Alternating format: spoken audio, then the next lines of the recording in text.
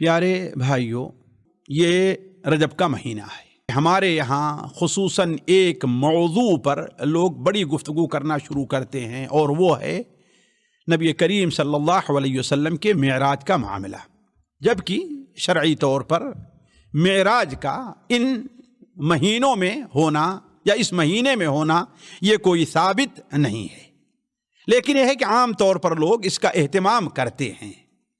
لیکن عموماً عام طور پر لوگ ایک چیز سے بھول غافل ہو جایا کرتے ہیں۔ وہ کیا چیز ہے کہ یہ جو معراج کا واقعہ پیش آیا ہے، اس سے ہمیں اور آپ کو کیا سبق لینا چاہیے۔ ان میں کچھ ایسی چیزیں ہیں، اللہ تعالیٰ کی آیات کا مشاہدہ کرایا گیا جس کے سننے سے اور پڑھنے سے ہمارے ایمان کے اندر اضافہ ہوتا ہے۔ کچھ ایسے کام ہیں، آپ صلی اللہ علیہ وسلم کو ایسے لوگوں کا مشاہدہ کرایا گیا کہ وہ کام اگر بندہ کرتا ہے تو اللہ تعالیٰ اس پر اس کی گرفت کرتا ہے، یعنی گنہگار، لیکن ہم اس پر توجہ نہیں دیتے۔ کچھ ایسے کام ہیں، نیک چیزیں ہیں کہ جن کے اوپر بندہ عمل کر لے تو اللہ تبارک و تعالیٰ اسے بڑے اجر سے نوازتا ہے۔ ہم ان تینوں سے غافل رہا کرتے ہیں۔ بس ایک سچا یا جھوٹا معراج کا واقعہ بیان کیا جا رہا ہے اور لوگ خوش ہو رہے ہیں، حالانکہ معراج کے واقعے میں ان تین باتوں پر خصوصی توجہ دینی چاہیے۔ وہ آیات کبریٰ کیا ہیں جس کا مشاہدہ اللہ کے رسول صلی اللہ علیہ وسلم نے کیا؟ وہ کون سے گنہگار ہیں جن کا برا انجام اللہ کے رسول کو دکھایا گیا؟ اور وہ کون سے نیک اعمال ہیں جو اللہ کے رسول صلی اللہ علیہ وسلم کو وہاں پر دیے گئے؟ صرف ایک چیز میں آپ کے سامنے آج رکھتا ہوں۔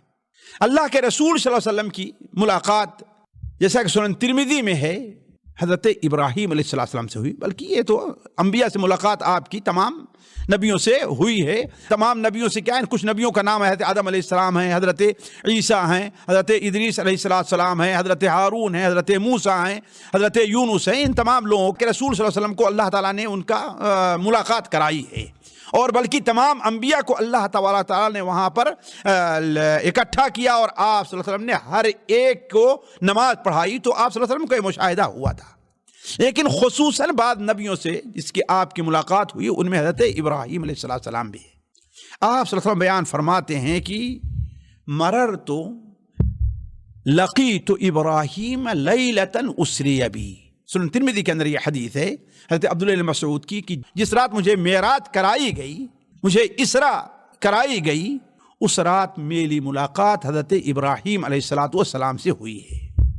تو حضرت ابراہیم علیہ السلام نے مجھے کہا، یا محمد، اے محمد صلی اللہ علیہ وسلم، آپ اپنی امت کو میرا سلام کہہ دیجئے گا۔ ساتھیو، آپ غور کریں کہ آپ کا کیا مقام اللہ تعالیٰ نے رکھا ہے کہ اللہ تعالیٰ کا خلیل آپ کو سلام کہہ رہا ہے۔ تو آپ نے کیا بیان فرمایا؟ حضرت ابراہیم نے کہا کہ حضرت اپنی امت، اے محمد صلی اللہ علیہ وسلم، اپنی امت سے میرا سلام کہیے گا، اور انہیں یہ بتلا دیجئے گا کہ جنت کی جو زمین ہے وہ بڑی زرخیز ہے، جنت میں جو پانی ہے وہ بڑا میٹھا ہے، وہ جنت قیعان اور میدان ہے، بالکل جو جتنا حاصل کرنا چاہے حاصل کر لے، جتنا اس پر قبضہ کرنا چاہے قبضہ کر لے۔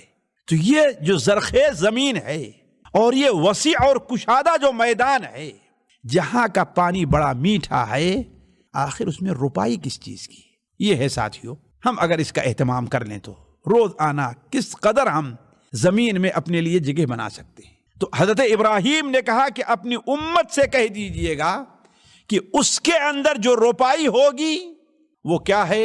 سبحان اللہ والحمد للہ ولا الہ الا اللہ واللہ اکبر ولا حول ولا قوت الا باللہ۔ یہ 5 کلمے ہیں، جو کلمہ بھی آپ پڑھیے گا آپ کے لیے جنت میں ایک درخت لگا دیا گیا، ایک درخت لگا دیا گیا، گویا ایک درخت کی جگہ آپ نے جنت میں حاصل کر لی ہے۔